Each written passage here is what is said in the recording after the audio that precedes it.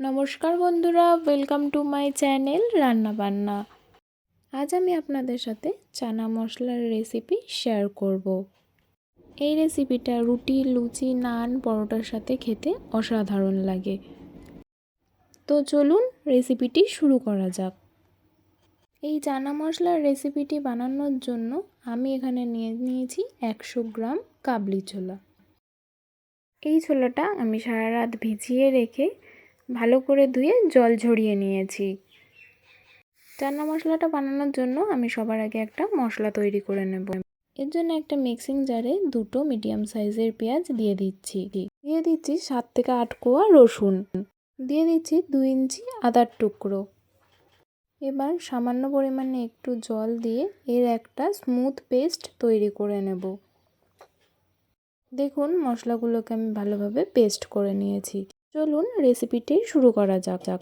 এবার একটা pressure cooker গরম করে তার মধ্যে আমি দিয়ে দিচ্ছি সর্ষের তেল।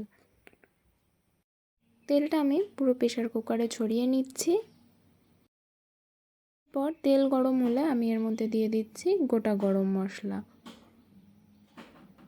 গরম মশলাগুলো ভেজে নেওয়ার পর যখন একটা সুন্দর গন্ধ বেরোবে তখন আমি এর মধ্যে দিয়ে দিলাম 1 টিস্পুন গোটা জিরে।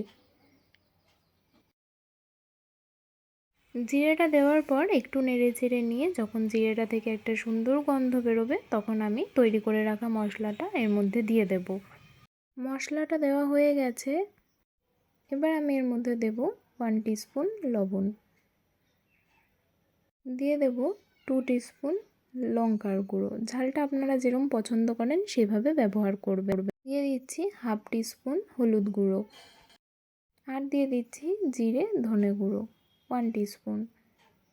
এবার মশলাটাকে খুব ভালোভাবে কষিয়ে নেব। যারা আমার চ্যানেলে নতুন বন্ধু আছেন তারা প্লিজ আমার চ্যানেলটিকে সাবস্ক্রাইব করবেন এবং পাশে থাকা বেল আইকনটি প্রেস করবেন, যাতে আমার নিত্য নতুন ভিডিওগুলো সবার আগে আপনাদের কাছে পৌঁছে যায়। আর যারা আমার চ্যানেলটি সাবস্ক্রাইব করে আমার পাশে আছেন তাদেরকে অসংখ্য ধন্যবাদ এভাবেই আমার পাশে থাকার জন্য।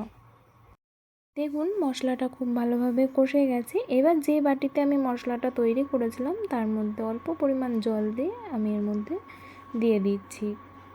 এবার আবারও মশলাটা কষিয়ে নিতে হবে।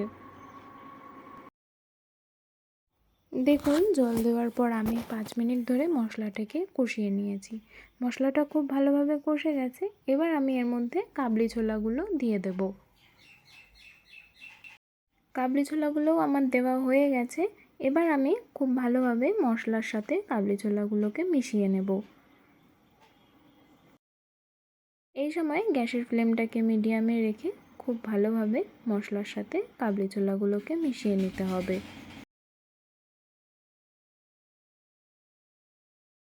দেখুন আমি খুব ভালোভাবে মশলাগুলো মিশিয়ে নিয়েছি কাবলি ছোলার সাথে। এবার আমি এর মধ্যে দিয়ে দেব জল।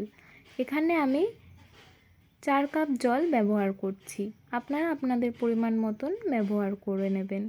এবার আবারও একটু জলের সাথে ছোলাগুলোকে ভালোভাবে মিশিয়ে নেব। খুব ভালো করে মিশিয়ে নিয়েছি।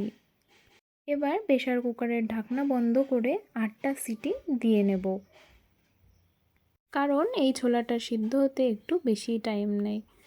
প্রেসার কুকারে 8টা সিটি দেওয়া হয়ে গেছে। সময় গ্যাসের ফ্লেমটাকে অফ করে দিয়ে আমি প্রেসার কুকারটাকে ঠান্ডা করে নেব। 10 মিনিট পর প্রেসার কুকারটা ঠান্ডা হয়ে গেছে। এবার আমি এর থেকে ঢাকনাটা খুলে নিচ্ছি। এবার গ্যাসের ফ্লেমটা হাইতে দিয়ে আমি ঝোলটাকে টানিয়ে নেব।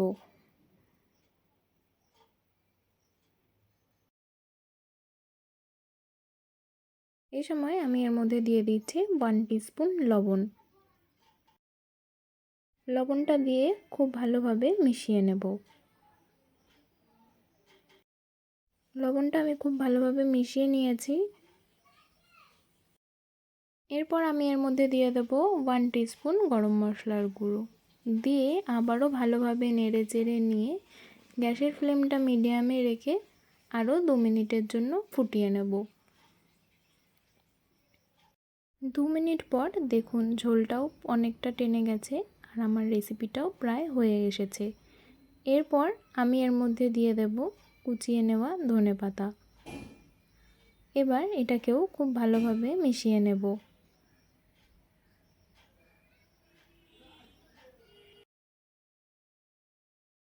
ধনেপাতাটা খুব ভালোভাবে মিশে গেছে। এবার আমি এর ঢাকনাটা লাগিয়ে 2 মিনিট স্ট্যান্ডিং টাইমে রেখে দেব। 2 মিনিট পর আমি আপনাদেরকে দেখাচ্ছি। দেখুন 2 মিনিট পর আমি ঢাকনাটা তুলে নিচ্ছি। তৈরি হয়ে গেল আমাদের আজকের রেসিপি চানা মশলা। যদি রেসিপিটি ভালো লাগে অবশ্যই কমেন্টে জানাবেন, একটা লাইক করে দেবেন, চ্যানেলটা সাবস্ক্রাইব করবেন। ভালো থাকবেন, সুস্থ থাকবেন।